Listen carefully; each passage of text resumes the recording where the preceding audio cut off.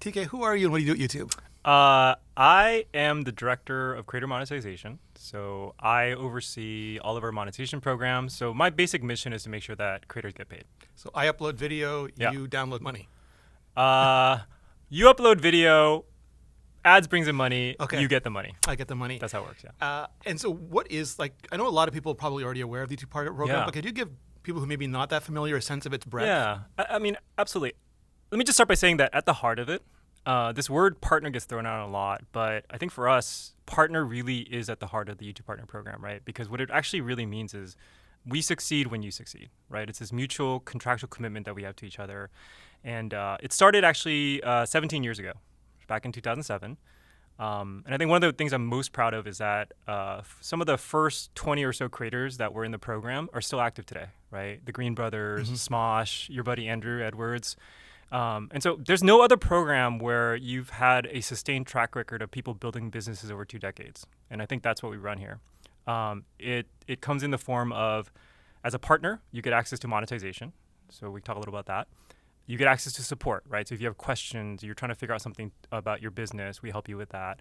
And the third thing we try to do, and we're doing more of this, is there's a number of exclusive events, types of recognition we provide as well. So it's really meant to be a program where we partner with the creator, and we're looking for mutual success in the creator building businesses. I'm a big fan of the support that I get just as part of the YouTube Partner Program. I know you know this, but I want to share it with the community. I was full-time journalist. I was editorial director for a tech network. That company got sold. I quit that job. I went full-time on YouTube because I've been making YouTube videos since 2008, and I couldn't figure out another legitimate business that would let me make a really good income from my living room, basically. My first year as a full-time creator, I made as much money as my best year being editorial director for a major network. My third year, I was making double that. I can't think of any other opportunity that's like that. No, and that is, I think, what's really sustained the creator economy for a lot of it, right? And I think we're proud to say that we have 3 million channels earning in the YouTube Partner Program.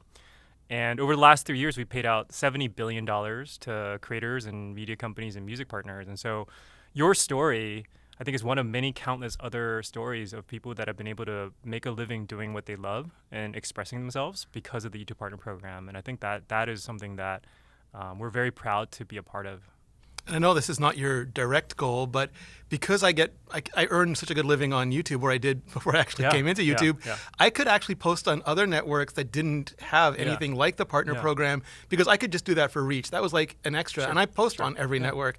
But YouTube was the place that provided me the income to be able to experiment everywhere else. Yeah, I think a lot of creators are getting reach through many other platforms, and as they should. I think what we are trying to do is make sure that we're the most rewarding place to create. And so when you're thinking about making content, we want to make sure that you have a path to making financial returns and a lot of other benefits as well. But we want to be the most rewarding place for creators to create. And that's really the mission of the YouTube Partner Program. All right, so let's break down a little bit of what YouTube does to help creators earn. There's ad rev share, which I think is the classic one. How does that work? Yeah, it's a very simple model where if you're a creator in the YouTube Partner Program and you upload a video, we'll put ads as the viewers watch that video, and then you'll get a share of it. For what we call long form videos, you get 55% of that dollar that we make. That includes podcasts too. Podcasts. So any video that isn't on our Shorts player. The Shorts one is a bit of a different model. We announced the industry's first Shorts rev share model last year. And that one's a bit different because of music rights, so we pay 45% of that as well. But I get to use music in my You get to use music, and that was sort of, because we know that music is really important for Shorts creators. Live is also getting better monetization. We're seeing some tremendous success in creators earning more from live. We're going to have some statements about that pretty soon. But you see growth in live. The other one that's been a really growth area for us is living room. Living room. More of our viewers are watching living room. I got to clarify that. With living room, we mean television. Television, yeah. I mean, literally, my kids and I, we just watch YouTube on our TVs in the living room, and that's been a tremendous amount of growth for us. And that's also been really beneficial for creators because, the ads on those TVs, again, when we make money off that ad on the TV, you get 55% of it, right? We also have fan funding on YouTube, and we've heard from some creators like either their content isn't really suitable for ads and they don't want to change the content, or like Emily Baker, like a mutual friend of ours who does law, she just doesn't feel right about putting ads on some of the stuff that she streams. So she leans really deeply into fan funding. Yeah, no, absolutely, and part of what we're trying to do is expand opportunities for all creators. And to your point, some creators make content that's very ad suitable, ad friendly. Some creators don't, and we want to make sure there's a path for all those kinds of creators. So. Fan funding is a way for your community to contribute to your endeavors. And so for someone like Emily, she gets a lot of her financials from memberships, right, which is a product that we have where users subscribe and pay some amount of money every month, and they're really meaning to support you, get exclusive access to certain content.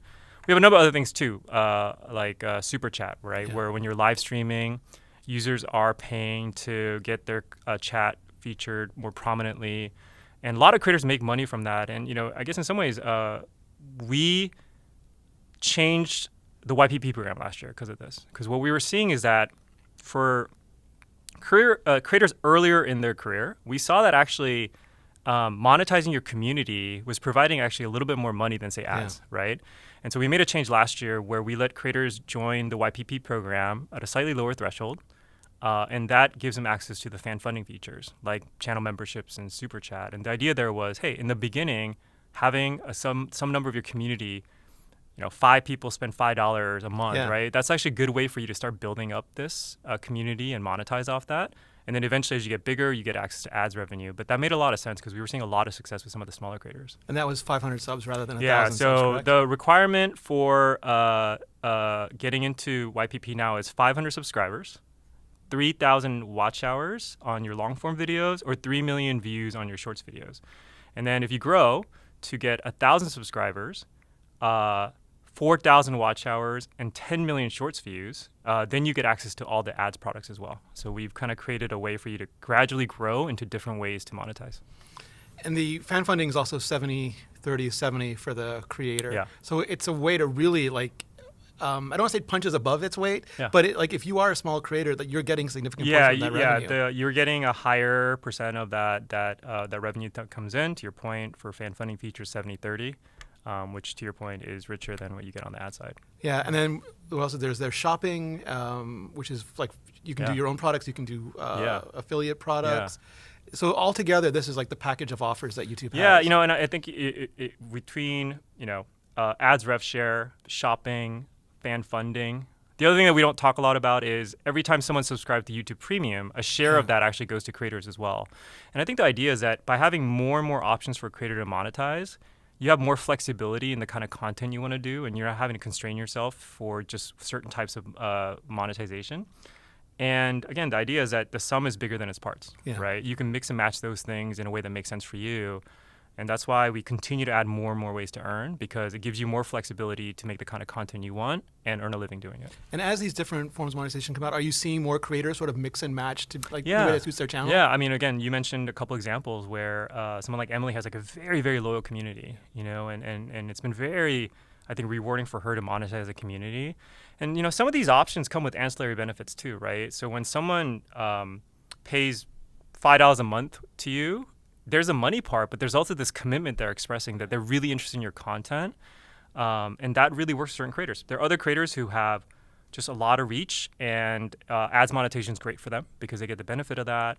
And so I think it just lets different creators who are doing different things be successful in their own way. And we see more and more of that now. Yeah, absolutely. And as we're talking now, you're on stage. Well, you're not on stage at this minute because otherwise it'd be really awkward. Yeah. But you're announcing a new way for creators to earn, which is bundled together in jewels and gifts. Yeah. Can you explain that a little bit? Yeah. It's one thing we were seeing is that, more to your point, more and more creators are doing live. And live is great because it lets you be right in the moment with your fans. And one thing we were thinking about is how do we have an experience where fans can also express themselves in the moment with you? And so Gifts powered by Jewels is a new feature that we're launching where during your vertical live streams, a user will be able to, they see something they really like right at that moment with just a click of a button, they'll be able to send you a certain gift, right? And it could feature a lot of different We have lots of great visuals. There's a really awesome clapping seal that you guys will see pretty soon. And we make that seamless because actually what users do is they buy bundles of jewels ahead of time. And that's what they use to redeem the gifts, right? So the transaction is very seamless. And we think that really helps because, again, a lot of what live is about is like being in the moment, right? And to make that more instantaneous, just right then and there when one of your viewers wants to express themselves was really important. And that's what this will do.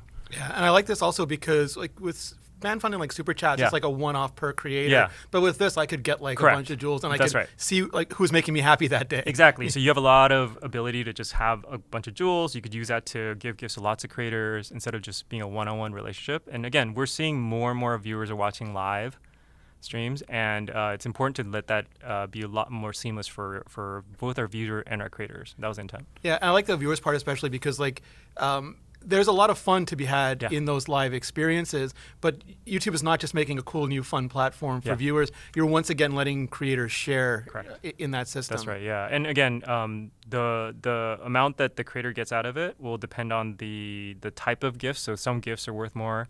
And the number of gifts you get, right? Nice. But again, as you kind of create these like really special moments with your fans, you'll be able to get the rewards from that because they'll express it by sending you over gifts. And that's vertical live. We're going to start with vertical live in the US, and then we'll expand beyond that next year. That's another thing I really like is that it's continuing to grow. Like again, we were just talking about what you did for live last year and the shorts before that. It's not like a one and done. No. Again, expanding opportunities means that you have to continually innovate. You know, and we see what creators are doing. We see what our viewers are doing, and then we have to think of new ideas for creators to monetize their content. But that's why you've had businesses be built on YouTube for 20 years, and our hope is that someone who's uploading a video for the first time today, they have a business they could talk about 20 years from now. And if you do that, you have to build more things and innovate, right? Because if we just have the same thing over and over again, you won't see that business success.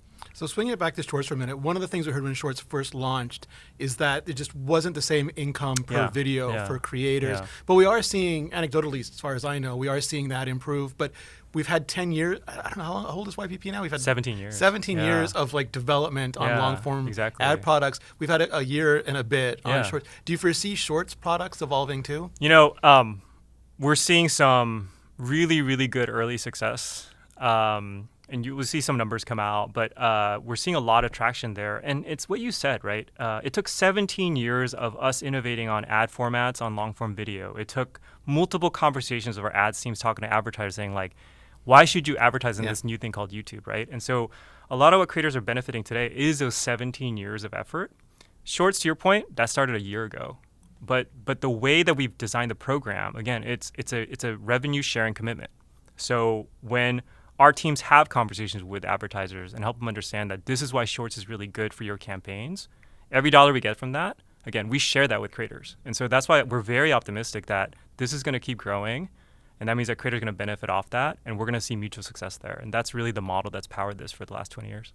Love that. I also love that, and this is not strictly like YouTube partner programs, so don't like reach across the table and grab me.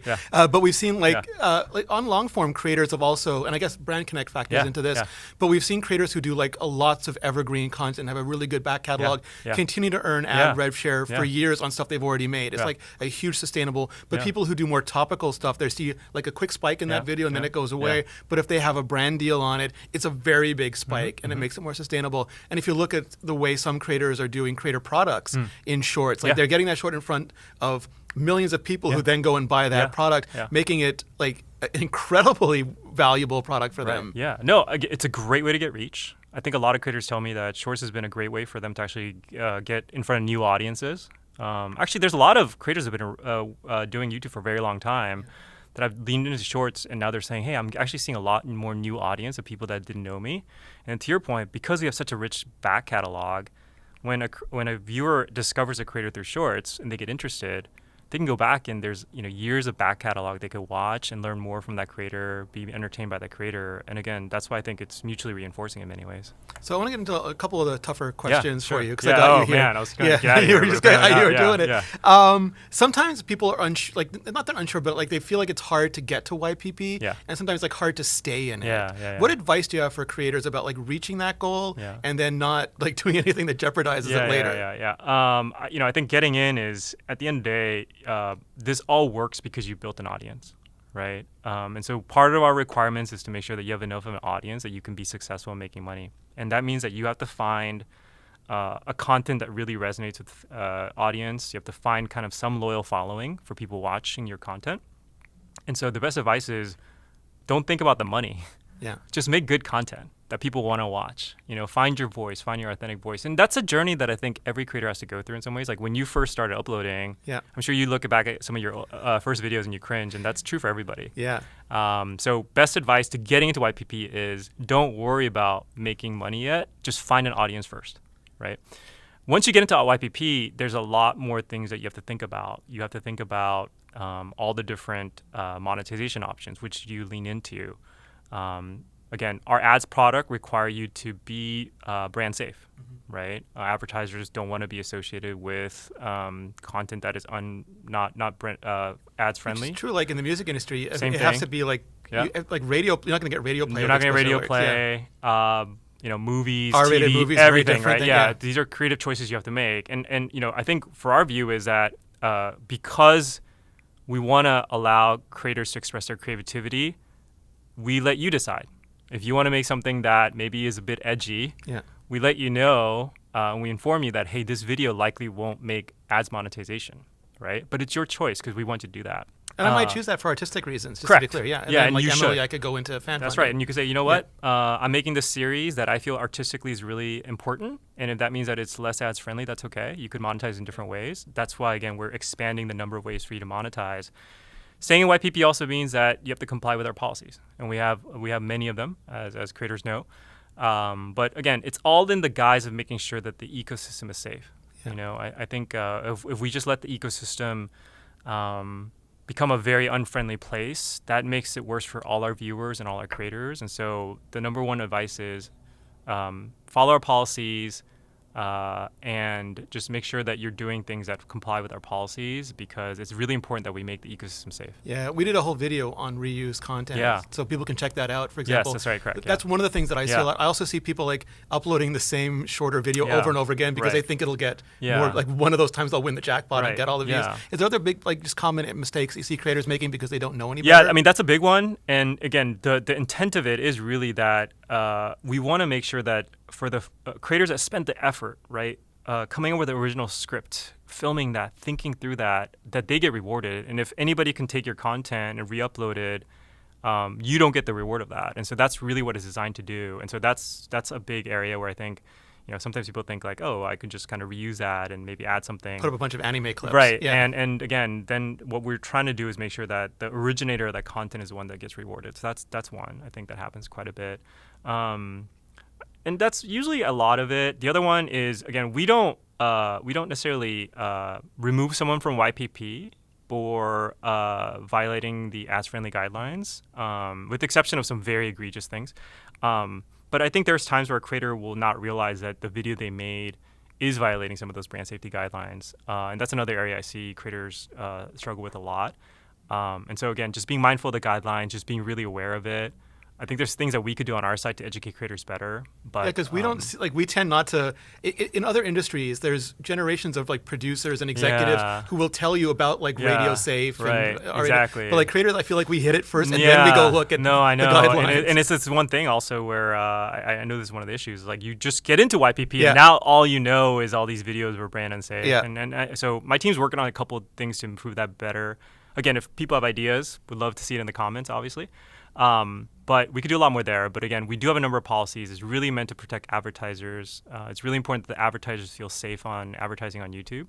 And that means sometimes that creators will run into issues where they'll say, I didn't realize this was unsafe, and that happens from time to time. And I think it's also important for creators to understand that advertisers have agency, because you're thinking I want ads on this video, but an advertiser's like, I don't want to be on the video. And they have the right to that as well. They have to protect their brand. They have to be mindful of the campaigns they're doing. One thing we did launch a couple of months ago, which I think will help, is now when you do get limited ads because your video was considered brand unsafe, and you request an appeal, now we'll write back to you and say, actually, it was this exact moment that it happened. And we're seeing really good success of that, where creators are now understanding, oh, is this moment, now they have a better sense, actually, this is where the violation happened. And we're hoping that more things like that, more experiences like that will help creators better navigate this, because I know it can be very tough sometimes. Also, like we've been doing pre-appeals now for certain YPP. Yeah. Look, I'd like to believe that we're always right, but we're not, and I acknowledge that. So one of the things we started rolling out, which I think some creators are seeing, is that for certain violations, now we're asking the creators for more information, because sometimes we may want to have a little bit more information before we decide. So we have this new experience where creators get told, hey, we want some more information about this one area. If you could provide it to us in the next 7 days, we'll consider that before we make any verdicts. And that was really to prevent this situation where we've had instances where we demonetize a creator. Yeah. They write to us an appeal and actually give us some new information, and then we realize, oh, based on that, we probably wouldn't have done that, right? So the team started thinking like, you know what? Why just get that information afterwards? Let's just get that before. And that's what that experience is really meant to do. And so we're hoping that also helps creators, so that, yes, you still have to submit more information to us, but we're hoping that this prevents you from being demonetized when maybe you shouldn't have been. Yeah, that's huge. Yeah. I want to ask you a couple myths about Sure. YPP. Yeah. One is if you have ads, the algorithm will push you more. No, absolutely not. Okay. Yeah. So you can either add ads or not put on ads, and you're fine. No, you're fine. You're fine. Yeah. If you use mid-rolls, people are going to just abandon your video. Not true. Not true? Yeah, we spent a lot of time making sure. So creators can, this is actually interesting. So I think most people know this, but creators can choose the places where we could put an ad, but our ad systems puts the ad. Yeah. Right? And the ad system does a lot of modeling to think, okay, if I put an ad right here, there's a high chance that a viewer will drop. So the ad system does a lot of thinking about there. So a creator can pick different slots, but again, you're not going to fill every we're not going to fill every slot, because we have to be very mindful. There's also things like outside of your video, right? Our ad systems will think about how many ads they saw before.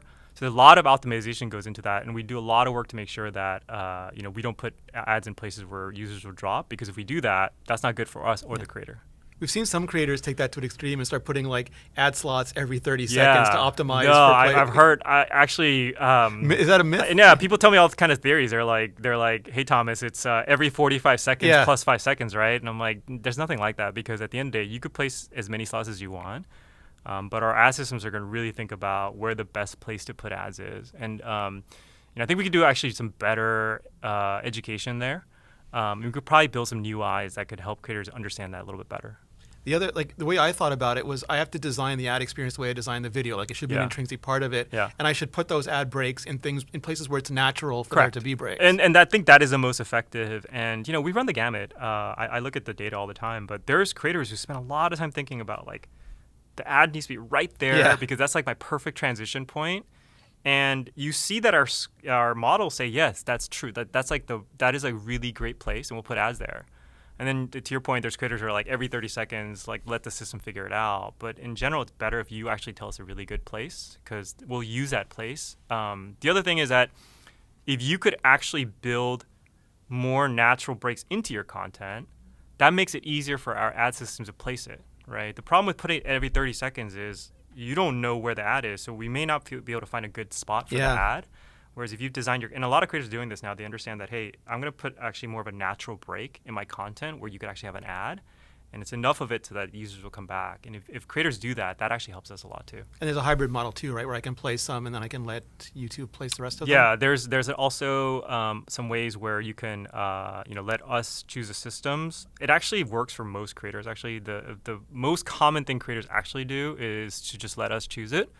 Again, but there are creators who either want to pick a very specific slot, or they do the every 30 seconds. And again, you have your choices there, but in general, we think that letting us have more visibility into where we place it helps, because we have a lot more information about what the users have seen before, what the users' preferences are. So that helps us. Big picture. I know we can't get into specific spoilers, but how are you thinking about YPP over the next few years? Yeah. Again, the mission is help creators build businesses, and when we succeed, you succeed. And I've said this a couple times, but that's really the mantra. And for that to be true, I think it's a number of things we've talked about. One, expanding the number of monetization opportunities is really important, because you're going to see more and more creators try different things, and we need to make sure that they have returns doing that. So that's one area. The second area I think we could do a lot more is actually the area we talked about, which is look, now that there's so many ways to make money, it does get more complicated for creators. Like, I acknowledge that, right? And so I think we have to do a better job of providing support and actually education about what options you have. If you want to monetize this way, what are some of the things you have to be mindful of? I think we have to do a lot more there. And again, I mentioned a couple of things the team's done, but we could do more there.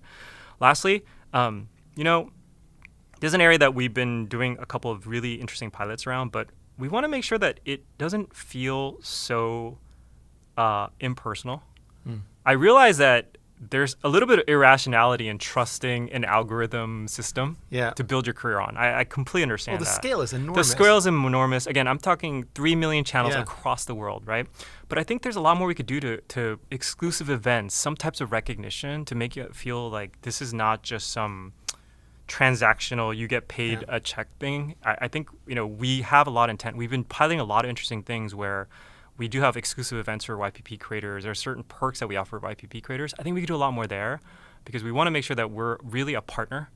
And a partner means that you should, on top of delivering on the value that you provide in terms of money, we also want to make you feel that you're recognized and you're important to YouTube. And I think we could do a lot more there. And we're thinking of different ways to have a more scaled experience doing that. Go to the YouTube merch store, and if you're in YPP, you get access to an exclusive beret.